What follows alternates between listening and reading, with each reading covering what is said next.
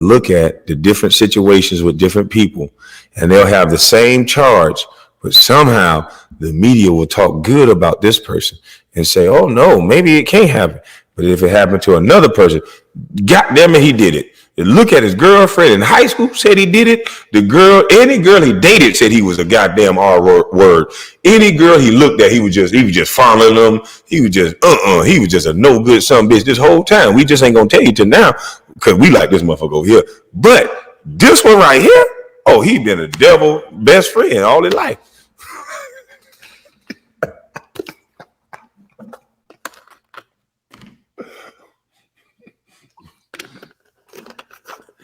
Jesus Christ, man. I hope we all wake up and get out this simulation.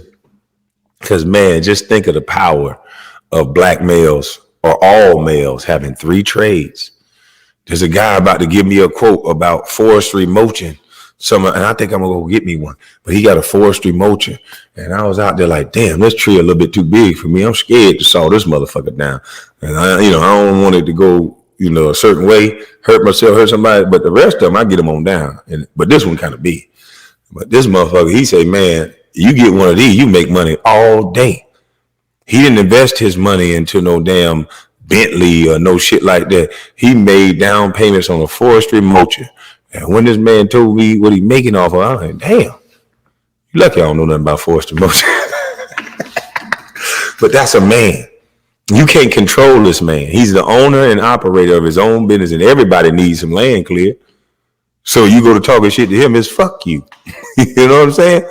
Wouldn't it be better if all you men can stand up, have your own opinion without being shouted down? Because an opinion is not a fact. But an opinion is the way to get ideals out there so that we can now have the conversation. But what's happening now, the moment you say an opinion that's outside of what the powers that be want it to be, somehow you're supposed to lose your job. You're supposed to not be able to take care of your family. Any other works that you've done prior to that don't make difference because somehow you're a devil. Because either you disrespect all race of people, all women. You could be talking about one particular person. And they want to join it into a group and demonize you. And you're supposed to lose your whole livelihood because of that. You want to live in a place like that? Or should we go back to the basis where your opinion is your opinion? And we all should be able to share it. Even if we say it in a rude way, I could just walk off and not deal with you. The sensitive shit got to stop. The sensitive shit got to stop. We can't even have an objective opinion anymore. And I noticed the most educated people are the people who talk the less. You guys are the most rudest. Some of you, not all, especially Dr. Boyce, you are rude, condescending son of a bitch. You disrespect everybody. You almost set it up like if anybody had the nerve to disagree with you because you're a PhD, you say that shit every other 30 seconds. Because you're a doctor, if you don't understand me, you're just a dumbass and you're not in my 10%, stupid. This is only for this. Like the way you sound, the way you flick your hand.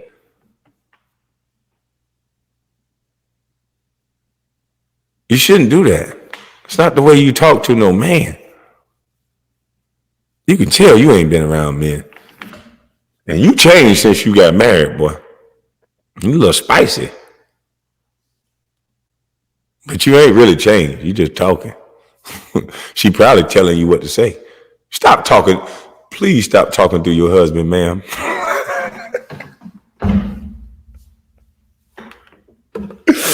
It's making him not look like a man amongst men, which he already was not looking so great. But now it's looking worse. We can tell you sound like a woman, boy.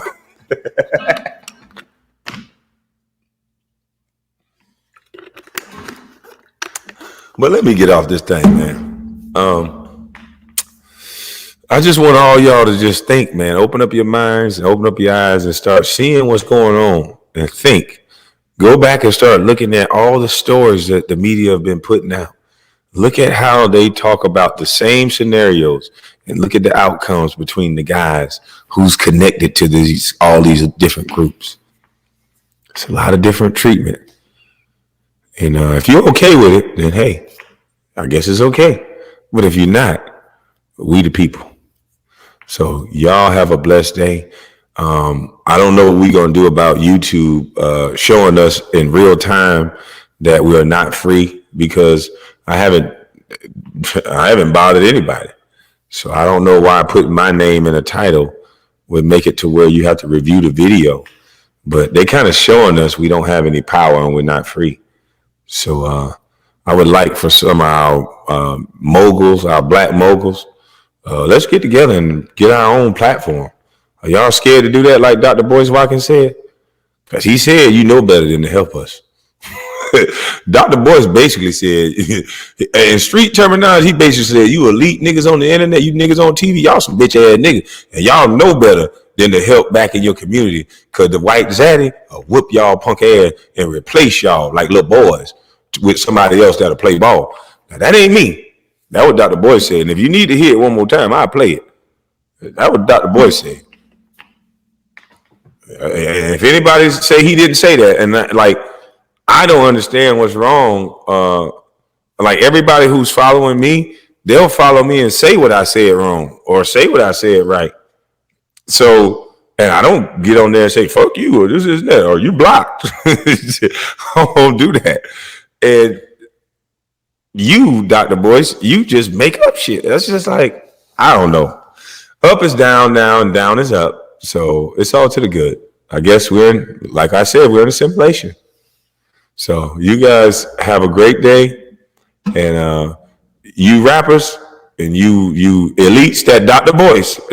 BoyceWatkins said you guys know better, and maybe that's why the Waterboys in Atlanta don't have a building, but we got clubs on every corner, and we got museums, trap museums and shit like that. But these Waterboys don't have nothing for them. So they can sell bikes or maybe put together bikes or do anything for these water boys that's trying to hustle. Because at least they ain't out there with them things. They out there trying to sell water. So you would think all these people that's in Atlanta that do all this talking would be able to find a building or something for these water boys. I don't know, maybe. It's just my opinion. Don't get offended by it. That's just my opinion. You know, opinions are not facts. So nobody should be offended by an opinion of an old busty bus. And if you need me to have the definition of opinion right behind me, so that no one gets offended, because we got to get back to using this and not all this feeling shit. It's just an opinion. I think there's enough economics here in Atlanta that we ain't got to call no white people. Enough of you niggas got Bentleys and money phones that these boys can get a building. And maybe you can put some apartments or something on top of the building so it can have some residual income to pay for the actual building, just in case they have a slow month and selling some water. Just maybe that'll work. I don't know. Because this shit right here ain't been working. I forgot. There's a model to sell hope that some Asian guy, Charles Wu, came up with is Dr. Boyce. Is we actually sell the why.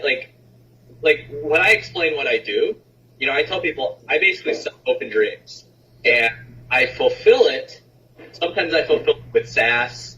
Sometimes I fulfill it with a physical product. Sometimes I fulfill it with an info product. But ultimately, Charles I'm selling came up dreams with of some sort of Dr. desired end result. I don't know if that makes any sense. Absolutely makes sense. Yeah. So that's kind of how I look at it. So like if you look at it, and you got me thinking. So let me pull this up real quick on my end. I'm going to share my screen. Let's see how to do this. Yeah, I'm going to share this right here. And this was kind of exciting for me, as a copywriter, side of things. You see my screen okay? You see like a presentation or whatever? Yeah, I see it. If you look at how we do it,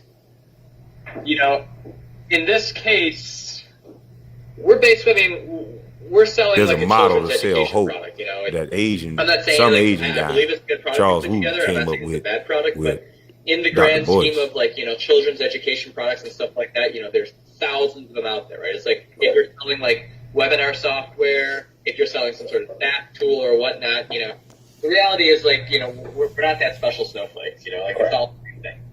But what we do is, if you can imagine, I hit it initially, like I literally, like what I'm selling, I don't view myself as selling, like the problem is not to say buy my product. You know, I'm trying to like sell a movement or a change. So in this case, you know, this offer that we have, you know, we're focused on the African American niche, and we're basically selling, you know, we basically sell it as religion, right? So we're packaging as like, you know, Black economic power needs to become the second religion. We're gonna sell you on how There's to a properly model to educate sell your hope children, that create your own Asian, job. some you know, Asian well, guy, like literally, like Charles this is Wu what we came sell. up with. Right. This is how we position. And what's interesting, you know, and this was actually great because like we were on the webinar, and Boyce, who's, you know, he's the main character. He's like the pitch guy. You know, he's my you know, info product guy. Yeah. But, like, if you actually look at it, we had like we literally go completely off tangent, which is good, but it's like, you know, let me just read this copy to you, and I'd be curious to get your opinion. You know, so we're basically selling. Let me take that back. We are selling hope. We are fulfilling it through an online education product. But like, this is kind of the pitch. It's like, you know, growing up, I was the Black kid who wanted to be invited to the space of the white man. Blah blah blah blah blah blah blah. You know, and it's like, and I remember just having a day when I said, I'm not going to pretend to be somebody else. I'm not going to fit in, trying to hope that these white folks like me because I'm a good person. I learned how to love, you know, well, like all There's this a stuff. model It's to like sell hope. this self-realization point. Some Asian guy. And what's interesting Charles is this is Wu actually came up one with, of our, you know, and maybe you'll think that I'm this evil person. This is actually a practice and planned effort to get to a critical close point. And actually, I was really excited because, you know, and this wasn't planned, but like when Boyce was actually pitching, or not pitching, he was educating. We're all about educating. We don't sell here. You know, he was educating. He actually like this became like an epiphany moment for him. Mm-hmm. And I have him on, you know, we're on There's like a YouTube model Live to sell and the hope webinar and everything. that Asian, Asian, you know, he's some tearing Asian up. Like, guy, he Charles cries Wu came for up with, a good 30 to 45 seconds. Dr. Boyce. And it's awesome. Like, let me see if I can find, like, I think the video is still up somewhere on YouTube. If I can go pull it up, let me find this real quick. You know, from earlier this week. Hold on. And now I need to find something that takes forever to load. But, like, that point, like, literally, like, we spent, like, the presentation, we spent 4 minutes, like, he just, like, broke down and was, like, he just couldn't keep himself together.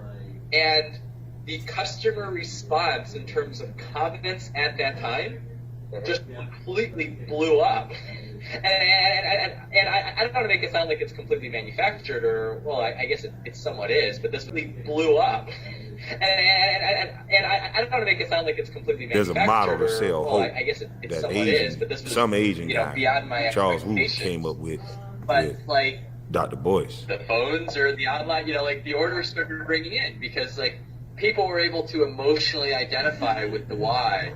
They were able to like, experience that transition. Let me go find like it sounds to me like it went from a functional product up into an emotional product, right? Oh, and it's all emotional. Yeah. And let me stop my screen here while I pull up the video comment stuff like that. So they've been selling you hope, while young black boys got to run up the cars and sell water. So they've been selling you hope, while young black boys got to run up the cars and sell water. A new video shows the dangers on Atlanta streets when so-called bottle boys dart in and out of moving traffic, hustling for $1. These are the young people who make cash selling water. It started at intersections, but as you can see, the activities turn more aggressive and more dangerous. Fox 5's Morris Diggs joins us live from Northeast Atlanta tonight, and Morris, one councilman calls the behavior unacceptable. Well, indeed, on all sides, it's not a good situation. Some motorists have had their cars damaged intentionally when they refuse to turn over any cash. And in a separate incident, we know that at least one 14-year-old had his leg clipped by a tire. Fortunately, his injury was not serious. complaints come to me just about every day. The Buckhead District Councilman reacting to images captured by an onlooker during rush hour on Friday. The footage shows kids racing along between moving lanes of vehicles, dodging in and out of traffic. When kids first began offering water to motorists, they would stand at an intersection and wait for a signal to bring a bottle over. But the activity with boys racing one another to the next car has gotten more unsafe and more aggressive, as one motorist told me recently. Law-abiding citizens should not fear being harassed in their cars while driving in Buckhead. You can't expect that. I've avoided my own neighborhood intersections on purpose. I will go around them because I don't want to be in that situation again. I asked the councilman what he thinks might happen if a motorist strikes a boy.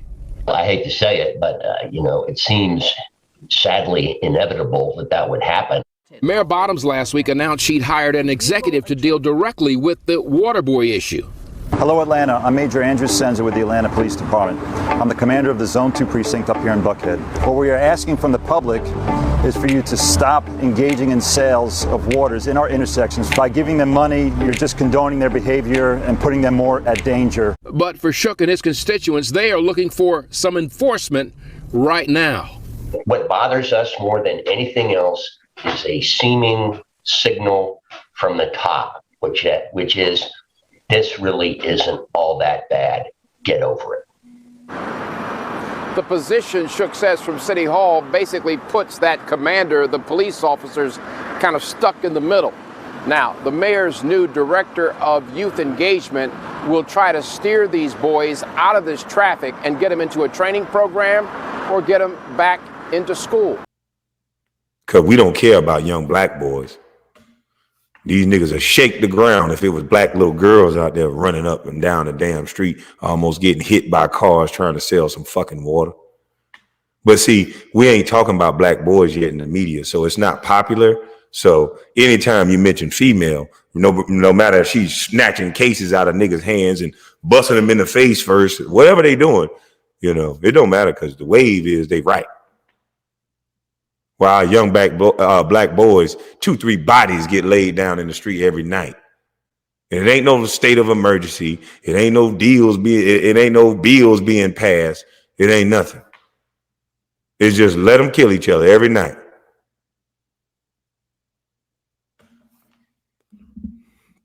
But I see why they censoring my page.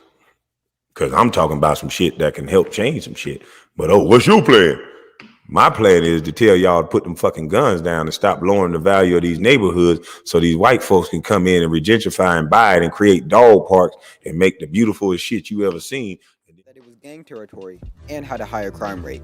Looking at the neighborhood now, seen, would never and then imagine move your ass somewhere There are else. self-titled urban Pilates studios and vegan cafes all down the street. I know that it mirrors a type of change seen all over the country. It's called gentrification. Its symptoms: lucrative properties and community revitalization gained at a mortal cost, the displacement of longtime residents. Portland is the fastest gentrifying city in the country, and the topic is too close to home not to talk about. I've lived in Northeast Portland my entire life. Growing up around Alberta Street, you hear stories of how things used to be. You hear about how this neighborhood was predominantly African American, that it was gang territory, and had a higher crime rate. Looking at the neighborhood now, you would never imagine it that way. There are self-titled urban Pilates studios and vegan cafes all down the street. I know that it mirrors a type of change seen all over the country. It's called gentrification. Its symptoms: lucrative properties and community revitalization gained at a mortal cost, the displacement of longtime residents. Portland is the fastest gentrifying city in the country, and the topic is too close to home not to talk about. Videographer Sawyer Montgomery and I looked into it. Why did this neighborhood become the way it is, and what are the implications for the remnants of displaced communities? We decided to start with someone who knows the housing industry. We met with real estate agent Joshua Scher at a Northeast Portland home he sold earlier that day. It's basically a 2-1 in the Alberta Arts area. Usually in the 4s and 5s, that's kind of like the starting point. I try to save the homes. I try to find buyers that buy these homes that are historic homes that will renovate them. In the neighborhood with some of the new construction is that it's, number one, they're eyesores. They're just these monstrosities that take over the neighborhoods. Since our inventory is so low, the supply isn't there. And so people are bidding up on these houses and paying way more than asking. A big question around gentrification is the intentionality of it. In the early 2000s, Metro, a local government that presides over several regions, including the Portland metropolitan area, turned to Eco Northwest for a report on how to increase urban density. Eco Northwest, an urban planning and consulting firm, recommended raising land prices as the best way to do this. Those neighborhoods that used to be crack infested and there was abandoned buildings. So that is the thing that people don't like, because no one wants to live in a neighborhood where you don't feel safe and you don't feel like you're a part of the community. So gentrification on the revitalization end is good because no one wants to live in that kind of a situation. But on the displacement side is when you come into those neighborhoods, a majority of those neighborhoods are neighborhoods where there's people with lower socioeconomic situations and are people of color. So a lot of them are displaced out because they cannot afford the higher increases in rent and just trying to live there, and the livability of that neighborhood is not financially accessible for them.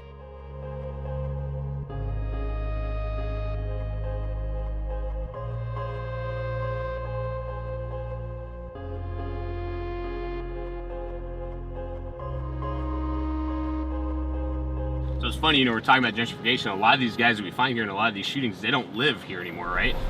They have an aunt or a grandma that lives somewhere kind of nearby, but they still want to go hang out in the park. They still want to have that ownership and sense of belonging to the hood they claim. So they'll come here and like barbecue and hang out, patrol, and they end up, getting into shootings. Wait, let's talk about this a little bit. Yes, the neighborhood was more dangerous back then, but the vast majority of families who lived here weren't involved in gang activity at all. The city talked a lot in the 80s and 90s about revitalizing the neighborhood, but they never followed through until the gentrification had taken hold. If there was a young black man who may have considered himself to be gang affiliated and he was out doing something bad in his neighborhood, that there would be other parents that would tell them like, hey, you need to go home, or they would call their parents. So there was that sense of community where that person, even if they were doing something bad, they knew that they would have to face consequences.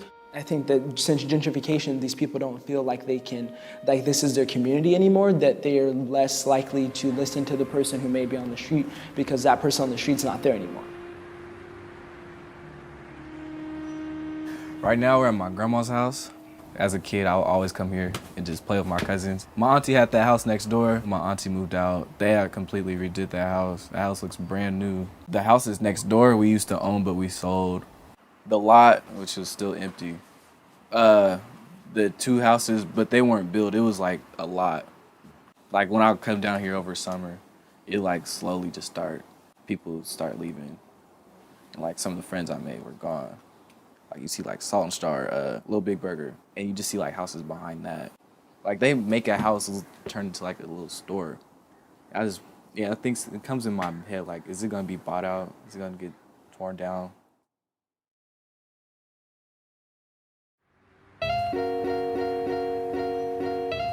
I've been the manager of the Waffle Window, Alberta for over a year now. We originally started the Hawthorne in 2007, and then they opened up this one, 2011. I see a lot of different ethnic backgrounds in here, a lot of tourists come in here. Now that I'm working here, it's like I'm all about community and reaching out. Because like I lived here for 3 years, right? Before I even knew that the Waffle Window existed. Sometimes I go places and I feel like the minority because it's all Caucasian people, but it's like you're in my neighborhood. It's confusing to me like why these people are coming in and taking over, these nice $300,000 homes. All it's doing is getting rid of people's homes. It doesn't mean that the community is getting stronger, richer, healthier. So something's got to give on that. I hear so many people saying they're moving away, which I don't know where you're going to go. I mean, it's happening throughout the whole United States, so where do you run to next? Who knows how many different changes this whole area will actually go through before it's all said and done. I grew up in this neighborhood, and you can't go to people's neighborhoods anymore and see those families anymore. My have times changed. I mean, there are people that contributed to it. The city of Portland, its housing bureaus, development agency, all of this. They could have done a better job back when, but gentrification itself, you can't stop. Now, if you're a good city set of managers commissioners and so forth, you would have bureaus doing things way back when. It's too late now, it's already happening. They're gonna have it where you're gonna have to pay to park. I heard they're gonna have it where you're gonna have to pay on Alberta here. Well, there you go. I have a parking lot. Try to figure out how to sustain here, Mr. Brooks. I might have to move to Hawaii and live on the beach, live off the lands. Move to Arkansas and just hunt. My family lives down there and all they do is hunt and fish and live life.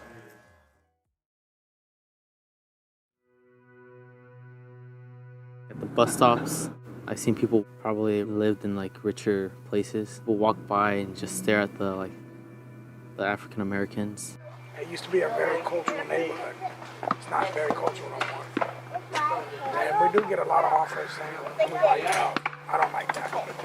They're just trying to buy people out that have been here for years. Old lady down the street, they did that to her.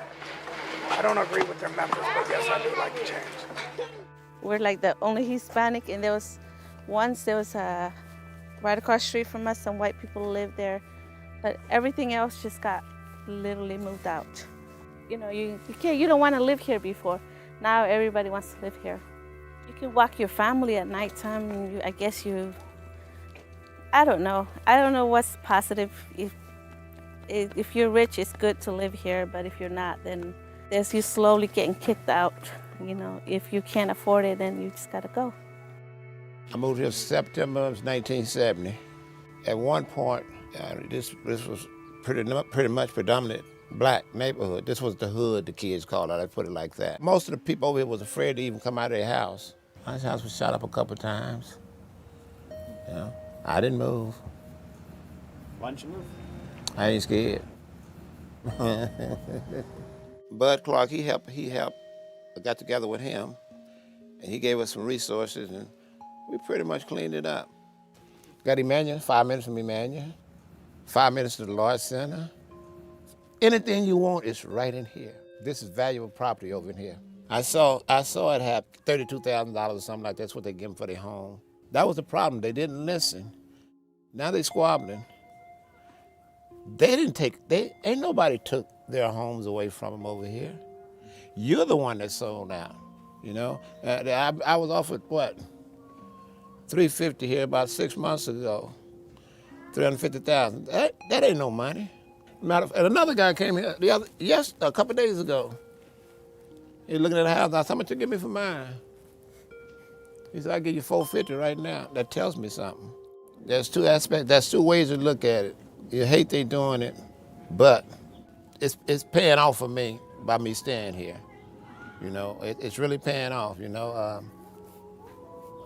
I'd say probably in the next year, this house will be at $500,000. Sound like a lot of money, don't it? No, I know it. That's why I ain't going nowhere. I'll probably be dead, but I leave it for my kids. Gentrification doesn't just impact demographics and statistics. This isn't about economics or housing prices. This is about people, their lives, and their stories. The changes in this neighborhood were performed with little regard for long-term residents, many of whom are people of color.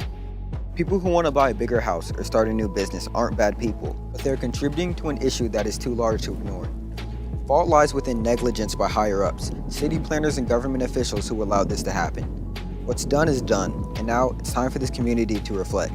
We must ask ourselves, will we continue to push community members to the wayside, or will we find ways to make things more affordable for everyone and make sure diversity in our neighborhoods becomes a real priority?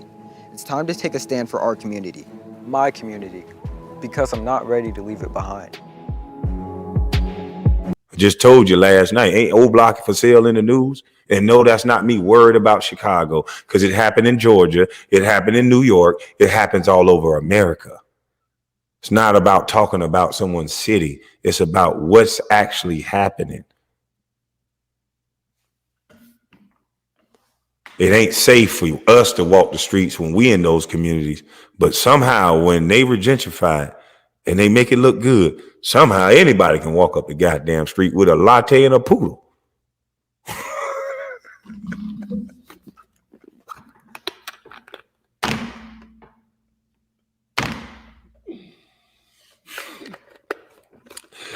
Oh boy, there's something wrong with me. I better stop telling so much truth, ain't it? I better stop telling too much truth.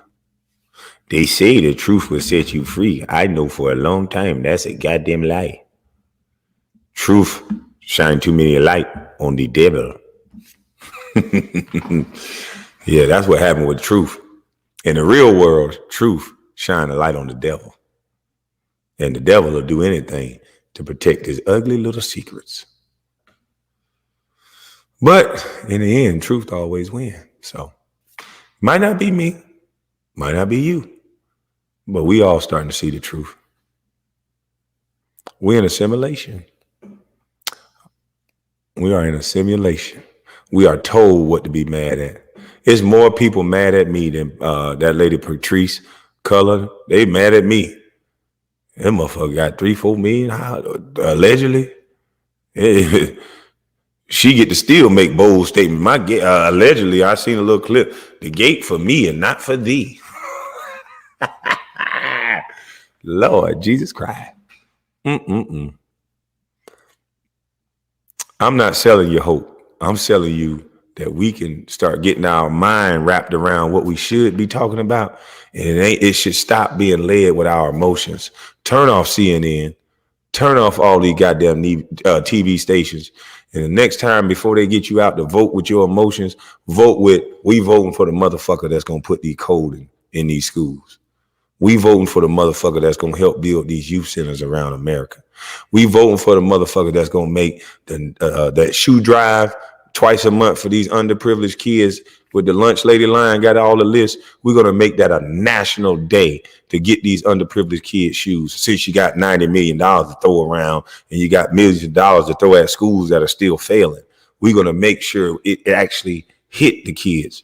And those are the people we vote for, not some pandering motherfuckers that just give groups some money, some adults some money, so they can feel good about themselves while the kids fucked up. Now, if we need to prove everything I'm saying by numbers, we can go get the numbers of these children. No matter how educated we make the adults look, our kids look horrible.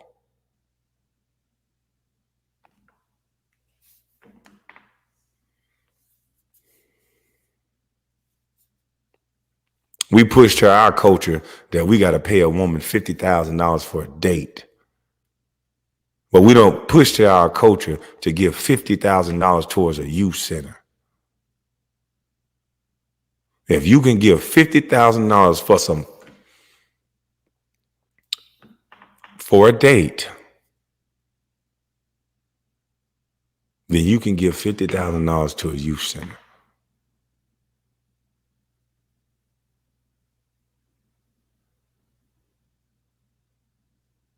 But y'all have a blessed day. I see why they blocking my YouTube.